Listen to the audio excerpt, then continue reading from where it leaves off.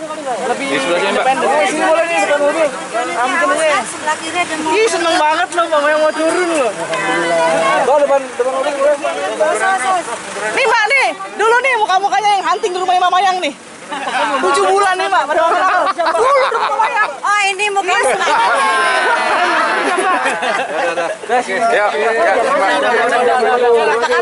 Alhamdulillah. Dan ini tolong foto ini lihat. Excited loh kita loh. Mama Yang. Foto bareng aja kita. Ya boleh dong, boleh. Kita foto bareng terus Mbak ya. Oke. Oke. Mama ya, Mama Yang apa kabar? Baik, alhamdulillah. Kalian apa kabar? Alhamdulillah baik. Kabarnya? Ternyata kalian merindukanku ya. Iya dong. Oh ini, Kenapa? lagunya katanya singlenya. Kesibukannya sekarang baru aja syuting nih di sini. Gitu lagi promoin ini single baru. Judulnya Ku Tak Baik-Baik Saja Tanpa Ciptaan Melly Guslo. Mama Yang ini setelah berapa lama ya akhirnya nyanyi lagi? 7 tahun. Wow. 7 tahun vakum, sekarang balik lagi. Oh pas tuh kita dulu disentuh ya 7 tahun. Hah? Nah 7 tahun. Nah, apa sih yang bikin kangen lagi kah? Atau memang memutuskan untuk merilis single? Oh, mungkin kalau saya bilang sih ini timingnya yang tepat kali ya, anak udah besar, terus udah gitu saya menganggap urusan domestik udah settle lah gitu. Karena apapun yang terpenting kan domestik harus beres dulu ya. Kalau enggak nanti go internasional cari destinasi lain repot ya.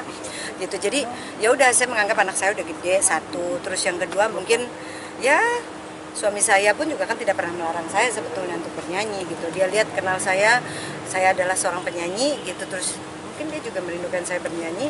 Ya kayak sekarang ini saya balik lagi nyanyi pun juga apa ya, kayak nyanyi itu udah satu hal yang nyatu di hidup saya gitu. Saya terlahir dari keluarga seniman, kemudian itu tuh nggak akan bisa menghalangi apapun gitu. Dan suami saya sangat nyadarin itu gitu, makanya dia nggak pernah melarang saya. Dan saya pun hanya cukup tahu diri kenapa kemarin saya diem, yaitu balik lagi ada satu priority yang harus saya dahulukan. Kalau sekarang saya menganggap insya Allah mudah-mudahan udah sedikit settle, jadi ya saya agak-agak balik lagi lah. Oke, kalau tadi ada di mana nih, di YouTube udah ada belum? Sudah dong, kalian ikutin YouTube aku bener-bener nyanyi loh.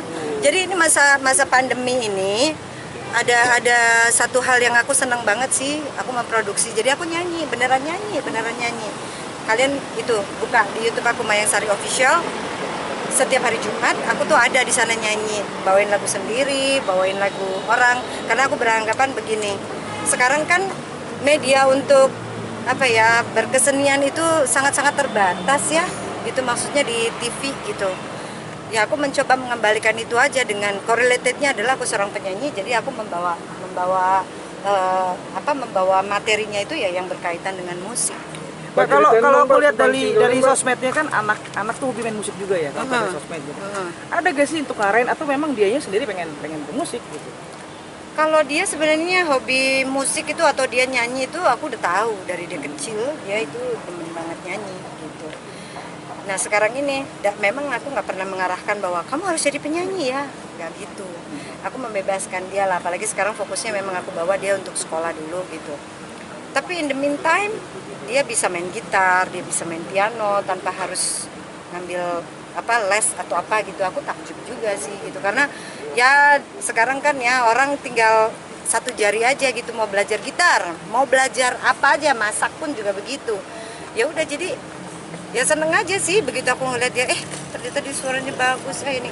Cuman saya lagi kepengen membawa dia, kalaupun terjun di dunia entertain itu benar-benar di koridor yang benar gitu. Jadi saya mencoba untuk bawain dia pun juga nanti, tunggu tanggal 20 ada apa nanti ya, 20 November. Boleh. 7 tahun vakum dari dunia musik, sekarang dunia musik makin banyak bermunculan penyanyi-penyanyi muda yang berbakat.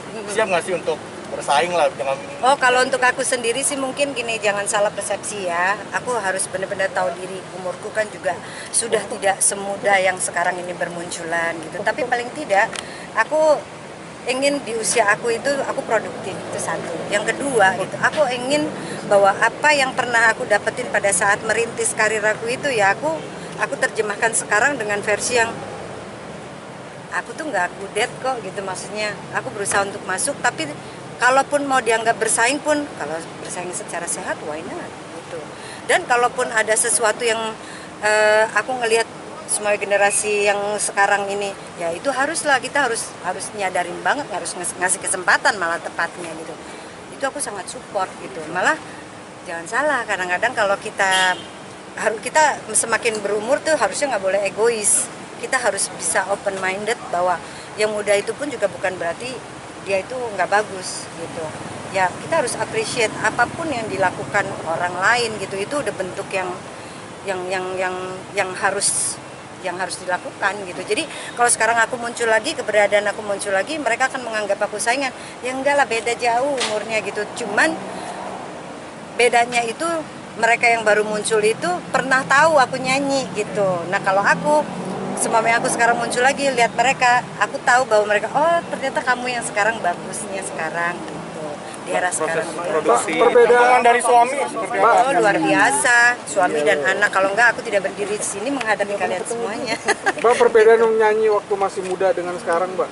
Yang Ya berasa beda banget lah, selain itu beda, apa? pasti beda. Kalau untuk sekarang mungkin karena boleh dibilang aku lumayan sekolahnya luar biasa sih ya pada saat merintis karir aku gitu. Jadi sekarang ini malah justru lebih aku enjoy banget gitu, nikmatin prosesnya gitu. Oh ternyata perkembangan musik itu seperti ini.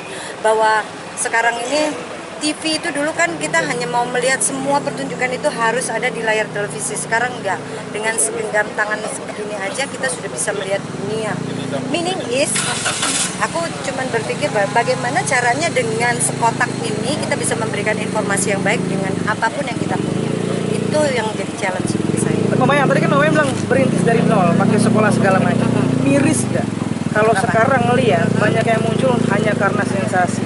Merasa miris gak sih, Mbak? Kalau untuk komen yang seperti itu rasanya gini ya, gak salah mereka semua kok gitu. Karena medianya pun juga ternyata merespon dengan baik. Jadi kita nggak boleh egois menyalahkan si A si B gitu. Kalau kita mau benar-benar bagus ya semuanya juga harus bagus gitu. Nggak bisa dari satu sisi doang. Kalau saya selalu melihat sesuatu itu dari side positifnya gitu. Jadi sejelek apapun, sehancur apapun menurut aku pasti ada sesuatu yang kenapa orang sampai interest, berarti kan yang salah siapa? Masa si pelakunya? Kan tidak dong. Kita juga memberikan kesempatan untuk itu tuh jadi heboh, itu menjadi bahkan malah dibuat jadi ya gitulah. Ya eranya mungkin sudah bergeser, makanya saya bilang gitu. Tapi merasa gak sih, bangga gak sih kok seperti bilang jadi legend loh, lagunya loh. Oh ya kalau dibilang bangga enggak lah ya. Ya alhamdulillah. Sampai saat ini saya masih bisa bernyanyi aja, masih bisa berkesenian. Ya senang banget. Mbak, cerita Mama, single dong, Mbak. Mbak. Singlenya? Single ku tak baik-baik saja tanpamu seperti kamu tidak baik-baik saja tanpa saya. Oke, bye.